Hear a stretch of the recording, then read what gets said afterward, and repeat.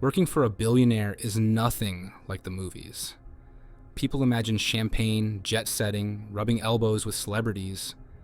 But for assistants like me, it's schedules, errands, endless phone calls, and rules. Always rules. And the strangest rule of all was about the garden. He owned acres of land, manicured lawns, imported fountains, trees planted in perfect symmetry. But hidden behind a wall of ancient stone was a place none of the staff were ever allowed to go. He called it the garden in passing, like it was the most ordinary thing in the world. We were told firmly, never enter, never ask questions. At first, I didn't care. When you work for a man like him, boundaries are survival. You don't question, you don't pry, you don't step out of line. Curiosity gets you fired. Sometimes worse. But the longer I stayed, the more that cursed garden gnawed at me. The walls themselves were at least 10 feet high, old stone, half covered in ivy, iron spikes along the top. You couldn't see inside, only the faint suggestion of shadows moving when the wind blew. Sometimes, late at night, I thought I heard something from beyond those walls. Not wind, not animals, but whispers. Low, desperate whispers that carried through the trees like voices trapped in water. No one else mentioned it. No one dared. The night it happened, I wasn't trying to break the rule. Not really. He'd left his phone in the study, his private line, the one he never let out of sight. I'd been instructed to deliver it, no matter what time it was. And that's when I saw him. He was walking across the lawn, straight toward the forbidden gates. The moonlight caught his figure, casting his long shadow across the grass. He moved slowly, deliberately, as though the garden itself was waiting for him. Something inside me said, "Don't." But something stronger, call it duty, call it fear, call it reckless curiosity, made me follow. The iron gate creaked open, louder than I expected. I winced at the sound, and for the first time, I caught a glimpse inside. Statues. Dozens of them, maybe hundreds, scattered across the garden in no order. They weren't arranged like art or decoration. They looked caught. Some were kneeling, arms thrown up as if begging. Others seemed frozen mid-run, legs twisted, faces contorted. Their expressions were too vivid, too raw. Not the graceful beauty of classical sculpture, but terror, shock, pain. Their marble eyes bulged as though they'd just witnessed something impossible. Their mouths gaped in silent screams. The longer I looked, the more wrong it felt. These weren't just statues. These were moments, people frozen in their last instant of fear. And in the middle of them all stood my boss. He was whispering softly, moving from one statue to the next, brushing his fingers across their faces, as though consoling them. His voice was too low to hear, but the tone was unmistakable. Soothing. Like a parent calming a crying child. I didn't realize how far I'd stepped in until the gate clicked shut behind me. He turned then. Slowly. His eyes found me immediately. And instead of shock or anger, his face showed something worse. Calm. Like he'd been expecting me? "You shouldn't be here," he said, almost gently. The words froze me harder than the statues. I stumbled back, muttering apologies, fumbling with his phone in my hand. He didn't shout. He didn't chase me. He just watched as I backed toward the gate, his face unreadable in the pale moonlight. When I finally slipped outside, my legs barely carried me to the safety of the lit hallway. I told myself I'd imagined it. That stress and exhaustion had warped my mind. But I couldn't sleep that night. Not after what I'd seen. The next morning, I tried to pretend nothing had happened. I made coffee, answered calls, and updated schedules. The house was silent as always. Staff moving in hushed routines, no one acknowledging what lay beyond those walls. But when I glanced out the window, my blood turned cold. The statues had multiplied. There was one more figure in the garden now, a new addition among the others. And this one, I recognized it. It wore my uniform. The same black blazer, white shirt, and company-issued badge, clipped at the pocket. The face was unmistakable. My own, eyes wide, mouth half open in a look of shock. I dropped the tray I was carrying, porcelain shattering against the floor. No one reacted. The other staff carried on as if nothing had happened, as though they couldn't see the garden at all. I ran to the window again, hoping I'd imagined it. But no. The statue remained. Me, standing among the others, frozen. I wanted to scream, to confront him, to demand answers. But when I turned, he was already there, standing in the doorway of the study, watching me, smiling. "Don't worry," he said, his voice steady. "They're not unhappy. None of them are. You'll see." And then he walked away, leaving me rooted to the spot, my own pulse hammering louder than my thoughts. I've avoided the garden ever since. But it doesn't matter. Every night, I dream of it. I dream of marble fingers clutching at me, of cold stone lips whispering secrets in voices that don't belong to the dead. I wake with the smell of wet earth clinging to my clothes, soil beneath my fingernails. And sometimes, just before I open my eyes, I feel it. The weight, the heaviness, the slow stiffening of my limbs, like my body is already turning to stone. I don't know if I've been chosen or if it's already happened, because when I looked in the mirror this morning, my reflection didn't move with me. It just stared back, and it wasn't flesh anymore. It was marble. When you work for the ultra-rich, the strange becomes normal, except for the things that never leave. If that sends a shiver down your spine, hit like, tell us your creepiest encounter in the comments, and share this to keep someone safe. Subscribe now, because some stories find you when the lights go out.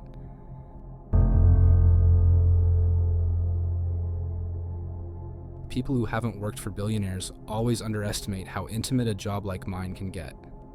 You learn the small things. What he drinks for breakfast, which tie he wears when he wants people to listen, what song calms him when a meeting goes wrong. You learn schedules that read like prayers and rituals that are never questioned. So when he handed me a single index card the first week and said casually, "At midnight, call this number. Let it ring 3 times. Hang up. Don't answer if it picks up." I did it without blinking. I tucked the card into my wallet, the ink a little smudged from his thumb, and slid back into the rhythm of the house. It became part of the job, unremarkable in the way that the smallest obligations become when you want to keep your pay and your head down. 3 rings. Hang up. Never speak. Never listen. At first, it felt like one of his eccentricities, a private superstition to keep him calm. The number had no country code, just a string of digits that fit nowhere but the old rotary-era phones. I dialed on my work phone because all personal devices were monitored and all instructions were to be followed with company property. It rang. Once. Twice. 3 times. And then silence. I hung up. Normal. Night after night, the ritual settled into me. Clicking my phone, watching the counter, the tiny, absurd relief that came with the 3rd ring. It sat in my pocket like a secret. Then, one night, I didn't mean to listen. I was late. The study had been a battlefield of papers and champagne stains from a fundraiser that went on too long. I'd stayed behind for a stack of invoices because he insisted on his books being spotless. My hands still smelled faintly of ink and wine as the clock crawled toward midnight. I glanced at the card again. Habit, superstition, and my fingers trembled. Maybe it was exhaustion. Maybe the wine. Maybe something in me wanted to know why a man who controlled airports and embassies needed a number that should have been dead. When the phone rang the first time, I wasn't looking at the screen. I brought it up automatically, thumb poised to hang up. My elbow knocked the lamp. The shade wobbled, casting fractured light across the leather. The second ring was sharper. On the third, my muscles betrayed me. I cupped the phone to my ear. At once, a sound filled me that was not a voice so much as a congregation of voices. Thin, layered, overlapping like paper being rubbed together. Hundreds of them, not in chorus, but in unison. A susurration that formed words, the way wind forms dunes. I could make out syllables that prickled behind the teeth. Then one phrase pushed through the haze and pressed cold against the inside of my skull. He knows you're listening. The whisper crawled along my spine and lodged in my tongue. For a second, the room tilted. I imagined someone standing behind me, breathing on the back of my neck. I slammed the phone down so hard the screen flashed, and the backplate vibrated against my palm. My heart jackhammered in my throat like a fist on a door. I slept badly that night, dozing in fits, each dream full of tapping clocks and numbers rearranging into teeth. When morning came, my boss watched me over his coffee as though I had paint on my face. His smile was a blade. "You answered, didn't you?" he said, not a question. My mouth went dry. I couldn't say no. I couldn't say yes. He reached across the desk and tapped a finger twice on the same index card I'd carried for months. "It's not for you," he said, and then a small, almost fond chuckle. "It was never for you." Later, when I tried to pretend the whole thing had been anxiety, I found the house was arranged differently.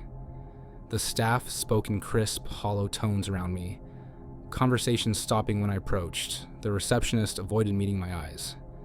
The head housekeeper, who'd been kind to me in the first month, pretended not to hear me when I asked about the number.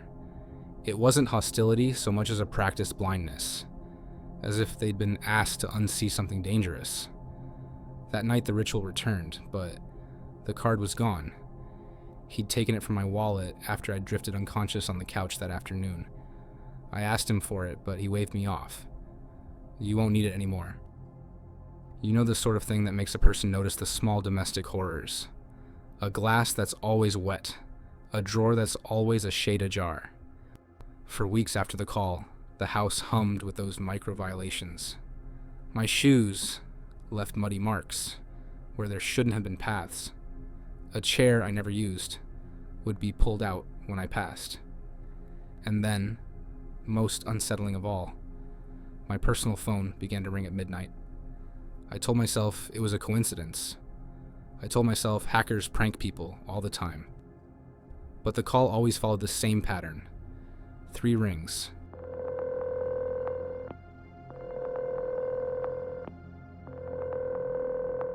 A pause long enough to swallow, then nothing. I never answered. I watched the display with a weird, malignant fascination. Unknown number, no ID. A blank field like an empty eye. On the nights I almost picked up, waiting to prove my nerve, foolishly daring whatever haunted that number to reveal itself. The call would stop at 2 rings. The silence that followed was thicker than any voice. Once, when I slipped and held the phone to my ear by reflex, nothing came but a sibilant breath that sighed out, almost tenderly, "He knows you're listening." It escalated. Photos from my phone appeared in locations I'd never been. A grainy picture of the study table at midnight. A shot of my reflection in a window that showed me looking behind my shoulder.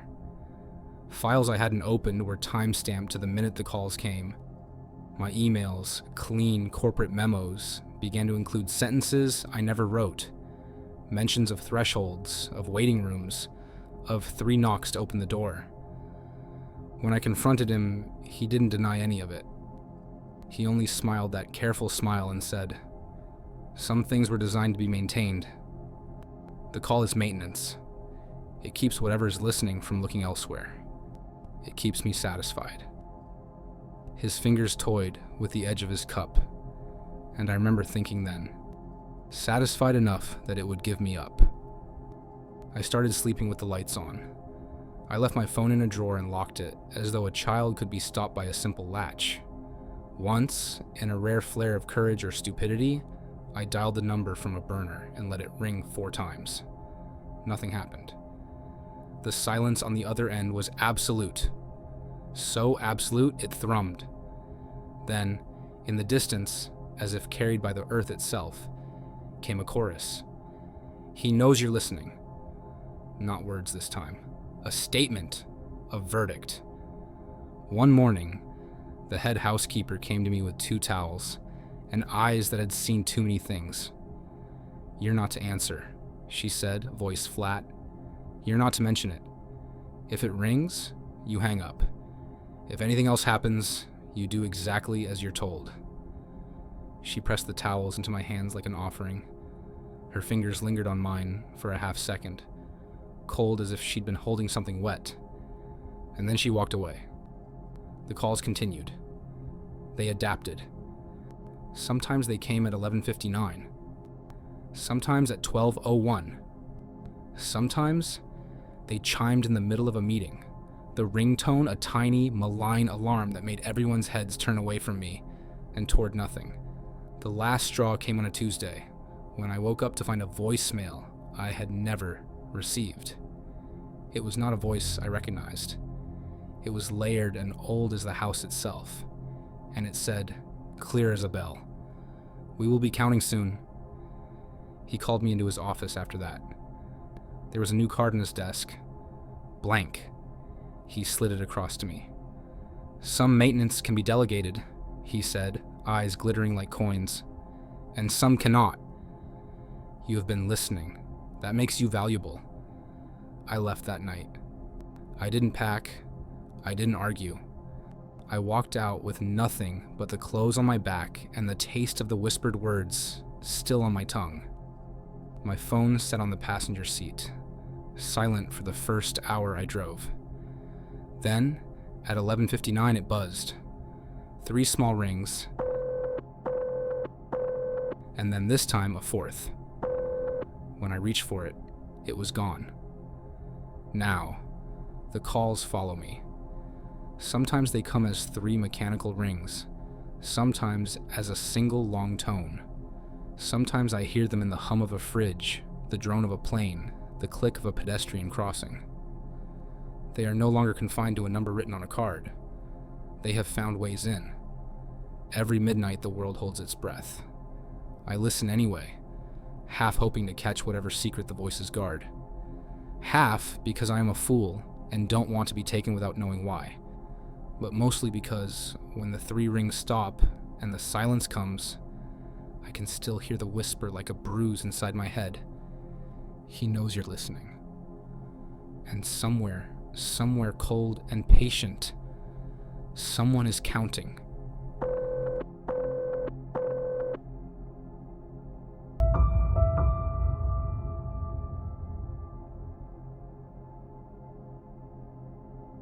He ran his library like a cathedral. Tall shelves rose 3 stories under a coffered ceiling, ladders on brass rails, reading nooks with velvet lamps, and more leather-bound spines than the town's public library could hold. There were first editions behind glass, manuscripts wrapped in linen, and folios whose paper smelled like centuries. We were told never to touch anything without permission. Even dusting required a checklist and a witness. And yet the thing that haunted that room wasn't what sat on the shelves. It was the place that didn't. The west wall had an empty band across the top, a row of space 3 feet high, perfectly clean and inaccessible. No ladder reached that high, and no scaffolding was ever allowed. It looked as if someone had carved out a horizon line above the books and left it blank on purpose. When you stood in the middle of the library and looked up, it felt like somebody had forgotten to finish a painting. For months, it was background. An oddity, a rule, the kind of private eccentricity billionaires collect alongside rare jaws and obscure political favors. Staff joked about it in whispers, the unreachable shelf, but never in the presence of the owner. We learned quickly where joking stopped. I'd been there a year before the book appeared. My job was simple. Dust the reading table, polish the brass, replace any stray bookmarks the guests left.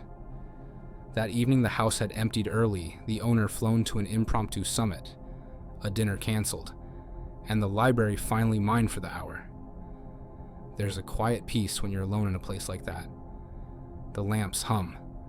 Pages stir in a breeze that doesn't exist. You begin to feel like you're privy to something true. I was on my knees polishing a low shelf when a shadow in the corner caught my eye. I looked up reflexively and then noticed the book sitting on the table. Where I'd left nothing? It wasn't where I'd left anything. It simply was. Square, substantial. The leather worn to a soft dusk. No title. No embossing. Age flaked from the edges, even under the light. Curiosity is a dull and dangerous thing. I told myself I'd only glance. I opened it. The pages were filled with names, every line written in the same precise hand, black ink steady as a metronome. Hundreds, then thousands. Surnames, given names, initials. Some were famous, some were ordinary. Actors, diplomats, apprentices I'd never heard of. The script flowed down the page in dense columns, each name a knot on a long rope. I turned the pages faster, an almost childish need to find the next surprise. The air in the room seemed to tighten, as if the lamps had drawn breath. Midway through, my thumb snagged on a name and stopped. There it was. My name. Not the username I'd given the company. Not the polite Miss Parker the head housekeeper used. My full name. The one my mother said when she wanted me to sit up in school. Beside it, set apart by a small scar of ink, a date. Tomorrow. I must have made a sound because the room felt suddenly too loud. The book sat like a thing that had teeth waiting for me to notice. My hands went cold. I slammed the cover shut so hard the table rattled and the lamp shivered. For a moment I sat there, chest pounding, palms numb with the smell of old glue and ink. I shoved the book back onto the table and left it there like it was contaminated. I told myself I'd misplaced it, that someone must have left it as a prank, that some curator had been cataloging and forgotten. In the morning I intended to tell the head housekeeper. I intended to ask questions. I intended to do all the reasonable things a sane person would do. By morning the table was as I'd found it at the start of my shift. Immaculate, empty. The book was gone. The blank space where it had rested glinted pristine under the lamp. I told myself relief flared in my chest, as if a small mercy had been granted. Maybe I'd misread the date. Maybe it had been someone's idea of a joke. Maybe the house, with its many secrets, had absorbed it back into itself. That afternoon when I went to my apartment, there it was on my bed. Same leather. Same lack of title. Lying open as if someone had been reading me to sleep. The page spread to the same place. My name is on the same line. The same black small date beneath it. This time, I didn't slam it shut. I pressed the book to the mattress with both palms, feeling as if I could push it away like a bruise. It smelled of dust and candle smoke and history, and underneath those scents, there was something else, like the air before rain, expectant and sour. My phone vibrated on the nightstand, and I ignored it. The world felt hollowed out around that book. I thought of leaving, of walking to the train, handing in my keys, opening the door to the freedom I'd paid for with small compromises. But leaving felt like choosing between a known terror and an unknown one. The book held a calendar needle pointing at me. Maybe tomorrow would be nothing at all. Maybe tomorrow would be the sound of a lock turning. Sleep that night was thin and punctured. When I dozed, the dreaming was polite at first, stacks of books rearranging like teeth, but the images grew sharper. I woke at 2 a.m., certain someone had been whispering my name outside the window.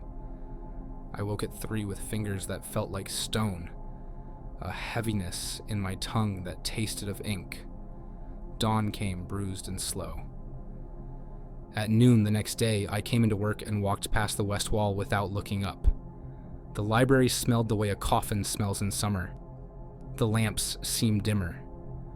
The staff moved with a low, rehearsed gait of people bracing for an announcement. The owner's car was in the drive, though he had said he'd be overseas, and the head housekeeper was at her station with an even paler face than usual. When I reached the library, the table was set with tea, as if for a guest. There was no book. The west wall still held the blank band of air. But as I crossed the floor, someone, a man I'd only glimpsed in shadows, stepped from behind a ladder. He was not a servant.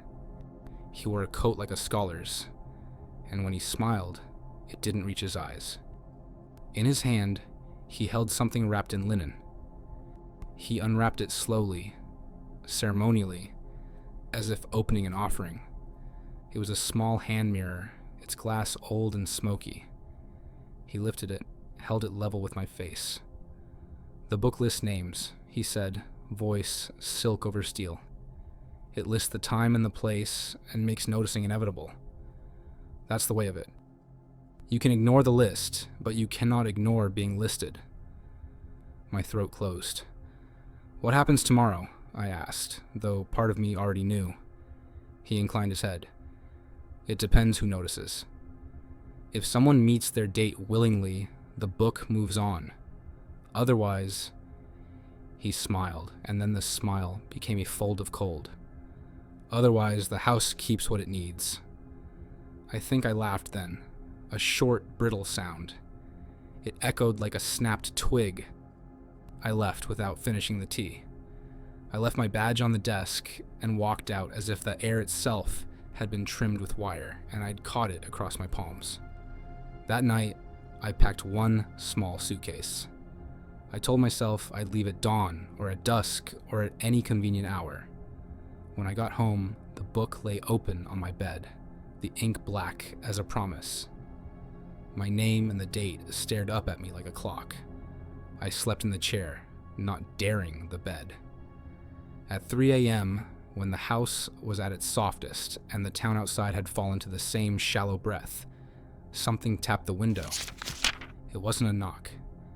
It was the sound of a page being turned. By morning, the page had turned. The page had turned and the book, spread open at a new line, displayed a new name beneath mine. Someone else was listed. The date had been crossed out. My suitcase remained by the door. The mirror sat on the nightstand, catching the morning light and throwing it back in clean, indifferent shards. The book lay there, patient as a ledger, waiting to be consulted again. I left that afternoon finally with my hands full of clothes and my head full of quiet arithmetic. Names, numbers, small black dates. I told no one. I burned the index card from the owner's first week the way you might burn a forbidden photograph. I tried to convince myself I had walked into coincidence and walked back out wiser. But you learn from things you cannot unlearn. Some nights I wake and feel the faint trace of a fingertip on my shoulder, as if paper had touched skin. Some mornings my reflection lags a fraction when I blink, as if the person in the glass is reading ahead.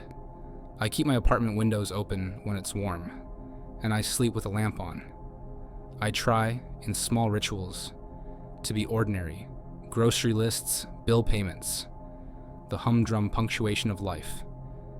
Yet there are moments, an elevator's pause, the way a page flutters from a breeze, when I think I see, stacked in the margins of my day, a book waiting on a table somewhere, and my name inked smaller and smaller until there's nowhere left to write. And every so often, late at night, when the house of the world settles and the city exhales, I hear the faintest sound, a page turning.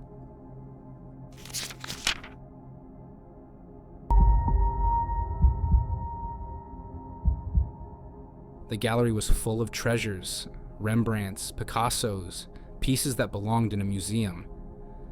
But the one painting that unsettled me wasn't famous. It was an unsigned portrait. A young man in a plain chair, expression blank. The paint was cracked, the eyes lifeless. Something about it made me avoid that wall whenever I could. One night, as I locked up, I froze. The man's eyes weren't dull anymore. They were looking at me. His lips had curved, faintly, into something that could almost be a smile. I told myself I was tired, that I imagined it. But weeks later, the truth cut deeper. A staff member had gone missing. The gardener, Matteo. And when I passed the gallery again, I recognized him. Matteo. His face was staring at me from that same plain chair. After that, every disappearance had a painting to match. Always the same pose, always that lifeless stare. Quiet resignations, sudden vanishing acts. The gallery filled with their likenesses, row by row. And last week, when I made my rounds, I saw a new canvas drying on the easel. The face wasn't finished yet, but I knew it instantly. It was mine.